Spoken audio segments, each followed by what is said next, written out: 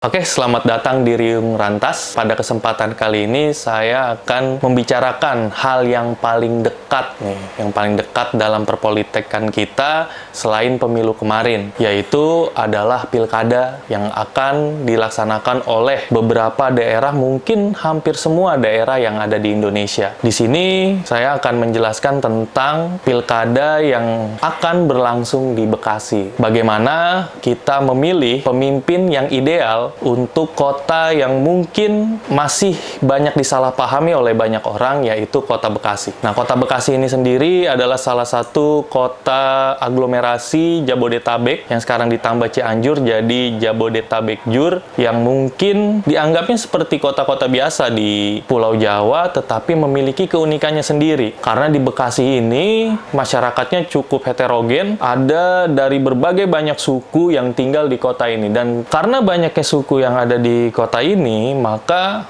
identitas kebudayaan di kota Bekasi ini cukup membingungkan untuk bisa dibuat struktur atau dibuat istilahnya SOP atau garis besar dari kebijakan-kebijakan di ranah kesenian dan kebudayaan. Nah, itu. Jadi, selain daripada tata kota, lalu peraturan daerah, bagaimana mengelola transportasi publik, yang paling penting di dalam suatu daerah adalah bagaimana pengelolaan kebudayaan dan keseniannya berjalan dengan baik. Kita bisa ambil contoh dari kota-kota yang memang memiliki karakteristik kebudayaan dan kesenian yang lumayan meningkat, yaitu seperti Jogja, terus kota-kota di Bali, Solo, dan mungkin kalau di Jawa Barat itu ada Bandung. Nah, bagaimana sih caranya agar Bekasi ini bisa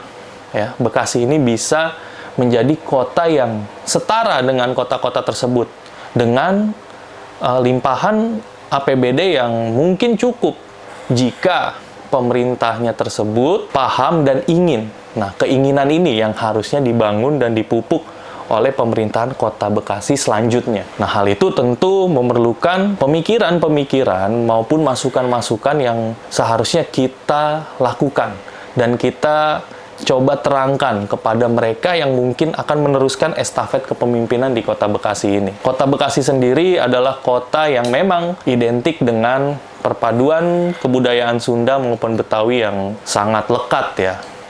Tapi hal itu tentu harus dipahami secara holistik. Salah satunya adalah misal dari kebudayaan Betawi. Kebudayaan Betawi di Bekasi itu cukup berbeda dengan kebudayaan Betawi yang ada di Jakarta. Budaya Betawi di Bekasi itu biasa disebut juga dengan Betawi Ora. Nah, Betawi Ora ini adalah percampuran dari Sunda maupun Jawa sebenarnya. Ya, yang kita tahu sendiri bahwa kita memiliki perbedaan signifikan dalam kebahasaan. Sedangkan di Bekasi sendiri, pembelajaran bahasa asli Bekasi itu tidak masuk kepada muatan lokal dalam bidang-bidang pendidikan kita. Nah, ini yang sebenarnya menjadi PR juga untuk pemerintahan kota Bekasi selanjutnya. Lalu adalah tentang bagaimana mengelola nilai-nilai kebudayaan dan kesenian itu agar tidak hanya mengkodifikasi seni-seni asli daerah. Karena jika kita hanya terus-terusan mencari tentang bagaimana caranya mempromosikan kebudayaan daerah, ini hanya akan menghabiskan waktu. Sedangkan kota Bekasi adalah kota metropolis. Kota metropolis berarti kebudayaan tradisional dengan kebudayaan urban itu sudah menyatu menjadi satu. Nah, ini yang harusnya dipahami. Kebudayaan ini yang harusnya kita coba tingkatkan, mempromosikannya seperti apa, dan menjadikan Bekasi itu identik menjadi kota apa, kota kebudayaan yang seperti apa. Jika kita mengambil contoh misal Jogja memang kota kebudayaan yang sangat lekat. Dia memiliki kebudayaan Yogyakarta dengan Jawanya yang bisa dia modifikasi menjadi kebudayaan yang bisa diterima banyak orang dengan sentuhan-sentuhan seni urban.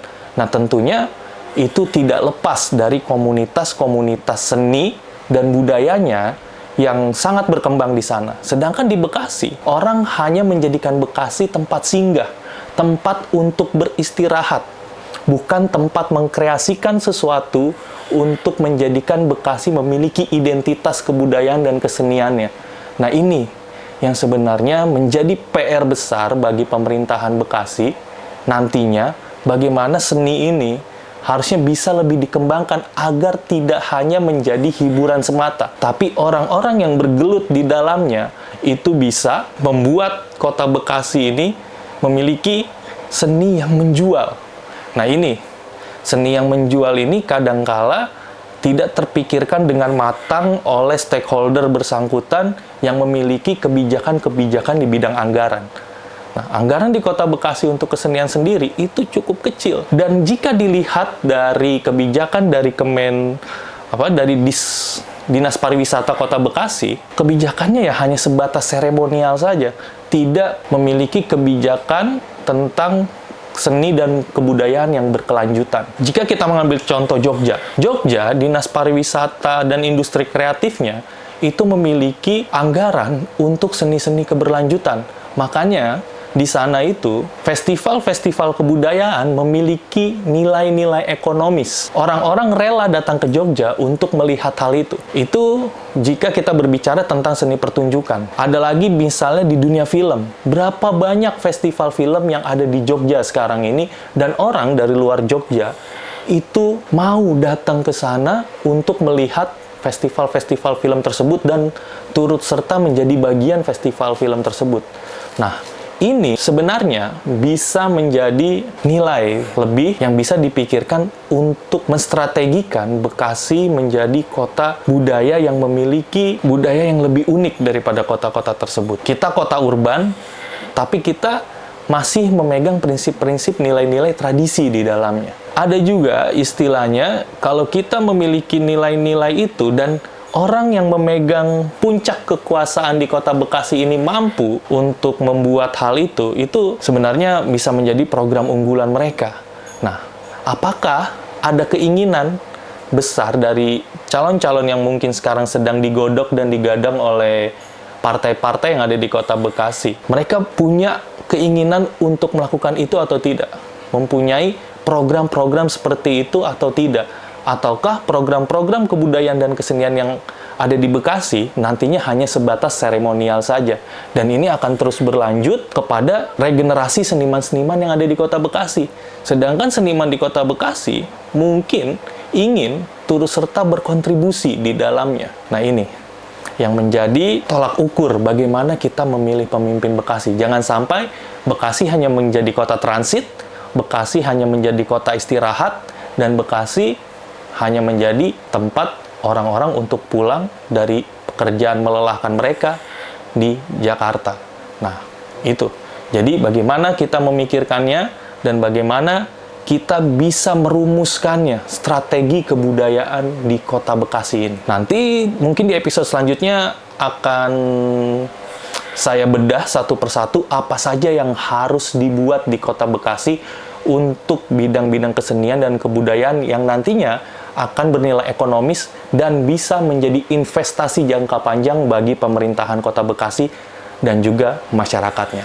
Oke, sekian dari saya. Sampai berjumpa lagi di Riung Rantas.